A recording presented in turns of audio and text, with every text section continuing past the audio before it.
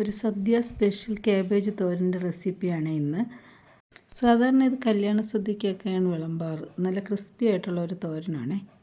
ആദ്യമായിട്ടൊരു മിക്സിയുടെ ജാറിലേക്ക് കുറച്ച് വെളുത്തുള്ളി ഇലയും കറിവേപ്പിലയും ചേർത്തൊന്ന് ചതച്ചതിന് ശേഷം പിന്നെ അതിലേക്ക് ഒരു അരമുറി തേങ്ങ ഇട്ട് അതും അതിലോടൊപ്പം ഒരു സ്പൂണ് ചെറിയ ജീരകവും ചേർത്തൊന്ന് കറക്കിയെടുത്ത് വെക്കണം. പിന്നെ നമുക്കൊരു പാന് ചൂടാകുമ്പോൾ പാനിലേക്ക് വെളിച്ചെണ്ണ ഒഴിച്ചിട്ട് കടുക് പൊട്ടിക്കണം.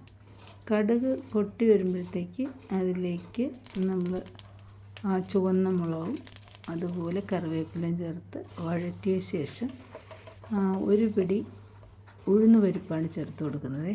അതൊന്ന് മൂത്ത് വരുമ്പോഴത്തേക്ക് അതിലേക്ക് 2-3 പച്ചമുളക് ചെറുതായി അരിഞ്ഞത് ചേർത്ത് വഴറ്റണം. പിന്നെ 2 സവാള ചെറുതായിട്ട് അരിഞ്ഞത് ചേർത്ത് നന്നായിട്ട് വഴറ്റിയെടുക്കണം. അതൊന്ന് ചെറിയ ബ്രൗൺ നിറമാകുന്നത് വരെ വഴണ്ടി വന്നതിന് ശേഷമാണ് നമ്മൾ ചെറുതായിട്ട് അരിഞ്ഞു വെച്ചിരിക്കുന്ന ക്യാബേജ് ചേർക്കുന്നത്. ക്യാബേജ് ഒരു ഇടത്തരം അളവിലുള്ള ഒരു ക്യാബേജാണ് എടുത്തിട്ടുള്ളത്. ഇവിടെ ചെറുതായിട്ട് കൊത്തി അരിഞ്ഞത് അത് ചേർത്ത് കുറച്ച് സമയം എടുത്ത് നമ്മൾ ചെറിയ തീയിൽ നന്നായിട്ട് വഴറ്റി കൊടുത്തുകൊണ്ടിരിക്കണം. ആവശ്യത്തിന് ഉപ്പും ചേർക്കാം.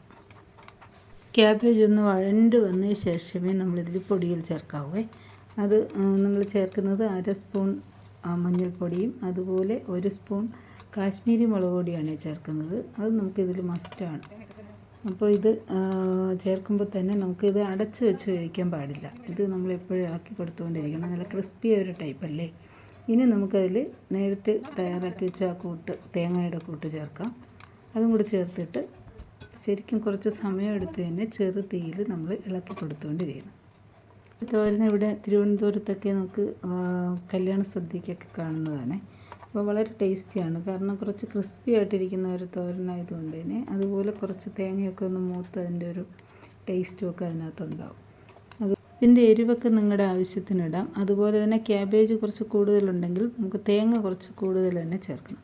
അതൊരു ടേസ്റ്റിന് ഒരു പ്രത്യേക കാരണമാണ് ഇതിൻ്റെ ടേസ്റ്റിന്. അപ്പം മൂപ്പിച്ച് വറുത്ത് തയ്യാറാക്കുന്ന ഒരു സദ്യ സ്പെഷ്യൽ തോരനാണിത്. അപ്പോൾ ഇങ്ങനെ തയ്യാറാക്കിയിട്ടില്ലെങ്കിൽ എല്ലാവരും ഒന്ന് തയ്യാറാക്കി നോക്കണേ. വളരെ ടേസ്റ്റിയാണ്.